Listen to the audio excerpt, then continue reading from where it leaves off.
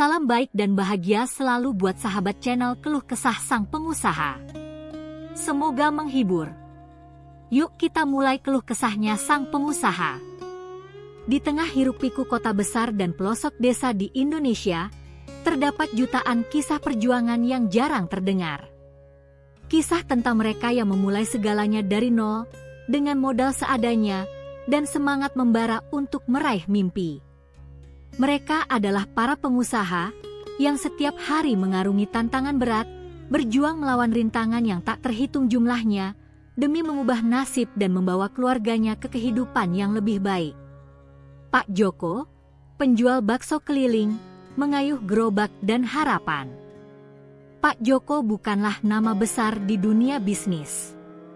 Ia hanyalah seorang pria sederhana yang sehari-hari mengayuh gerobak baksonya di sudut-sudut jalan Jakarta.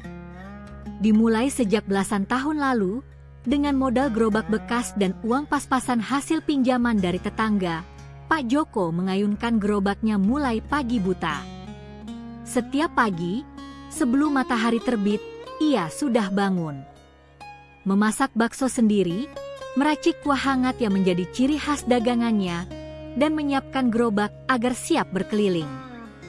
Bagi Pak Joko, gerobak itu bukan sekadar alat dagang, melainkan kapal yang membawanya berlayar menembus gelombang kehidupan yang keras. Tiap hari saya jalani dengan penuh harapan, meski lelah, tetap harus semangat. Kalau menyerah, siapa lagi yang bantu keluarga saya? Ujar Pak Joko dengan mata berkaca-kaca saat menceritakan perjuangannya menghadapi pandemi yang menghentikan hampir seluruh aktivitas usaha kecil seperti dirinya. Cuaca panas menyengat, hujan deras yang menghambat perjalanan, kemacetan yang tidak pernah usai, bahkan ancaman keamanan di beberapa titik menjadi tantangan yang harus dihadapi.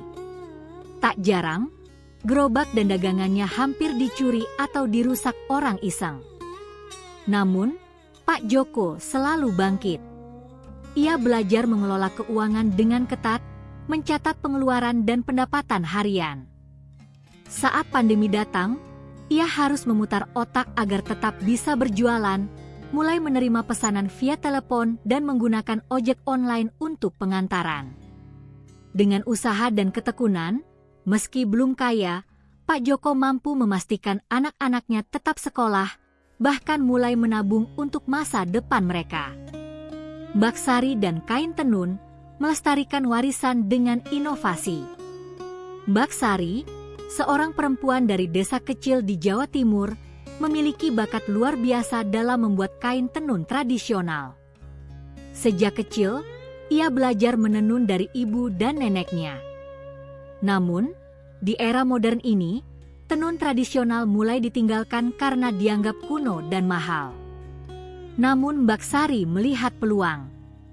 Ia percaya bahwa warisan budaya bisa menjadi sumber penghidupan yang menjanjikan jika dikelola dengan tepat.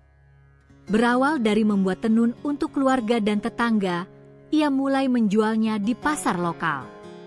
Tantangan terbesar adalah bagaimana memperluas pasar di tengah keterbatasan akses informasi dan teknologi. Namun, Mbak Sari tidak patah semangat.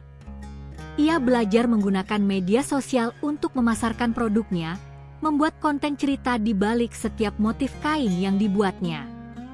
Dengan strategi pemasaran digital sederhana, usaha tenun Mbak Sari mulai dikenal hingga ke kota-kota besar, bahkan mendapat pesanan dari luar negeri. Dia juga melibatkan para penenun perempuan lain di desanya sehingga membuka lapangan pekerjaan dan memberdayakan komunitas. Meski harus berjuang menghadapi persaingan produk pabrikan yang lebih murah, Mbak Sari tetap berpegang pada kualitas dan nilai seni tradisional sebagai keunggulannya.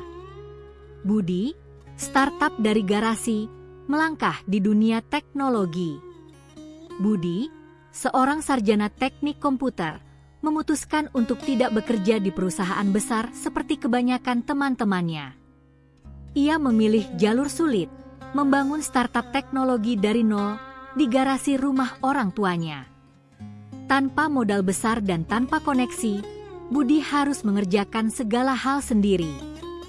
Mulai dari coding aplikasi, membuat desain produk, hingga mengurus administrasi dan pitching ke calon investor. Saya ingat, ada malam-malam saya tidur hanya 3 jam, karena harus menyelesaikan coding sekaligus mempersiapkan presentasi besok pagi, kisah Budi dengan semangat. Perjuangan Budi tidak hanya soal fisik tapi juga mental. Banyak kali proposalnya ditolak investor, bahkan ia sempat hampir putus asa. Namun, berkat tekad dan kemauan belajar yang tinggi, akhirnya aplikasi buatannya mulai mendapat pengguna dan mendapat perhatian dari investor lokal. Kini, Budi terus berupaya mengembangkan usahanya, berkolaborasi dengan tim yang mulai terbentuk, dan meyakinkan masyarakat bahwa inovasi teknologi lokal bisa bersaing di pasar global. Penutup bagian 1. Dari Pak Joko dengan gerobak baksonya, Baksari dengan tenun tradisional, hingga Budi dengan startup teknologi, kisah mereka mengajarkan satu hal penting: perjuangan dan kerja keras tidak pernah mengkhianati hasil. Mereka melewati masa-masa sulit, jatuh bangun, menghadapi keraguan dan kegagalan. Tapi semangat pantang menyerah membuat mereka terus melangkah. Kisah ini hanyalah permulaan dari perjalanan panjang yang akan menginspirasi banyak orang untuk berani bermimpi dan bekerja keras. Setelah melewati berbagai ujian dan cobaan yang berat, para pengusaha Indonesia mulai menemukan jalan mereka untuk bertahan dan berkembang. Mereka tak hanya ingin sekadar bertahan hidup, tapi juga membangun masa depan yang lebih cerah untuk diri sendiri, keluarga, dan masyarakat sekitar. Kisah-kisah mereka menjadi inspirasi nyata bahwa kerja keras, ketekunan, dan inovasi dapat mengubah nasib. Ibu Rina, pemilik warung kopi yang mendunia, dari gerobak ke brand kopi lokal terkemuka. Ibu Rina memulai usahanya dengan warung kopi kecil di pinggir jalan kampung. Dengan modal yang sangat terbatas, ia hanya menyediakan kopi tubruk sederhana dan jajanan tradisional. Namun, dengan keuletan dan selera tajam, ia mulai menambah varian kopi yang berbeda dari petani lokal sekitar. Saya ingin sekali menunjukkan bahwa kopi Indonesia itu luar biasa, bukan cuma yang impor dari luar negeri, ungkap Ibu Rina penuh semangat. Kesulitan demi kesulitan dilalui. Kadang stok kopi habis, kadang pelanggan sepi, atau biaya operasional yang membengkak. Namun, Ibu Rina tak menyerah.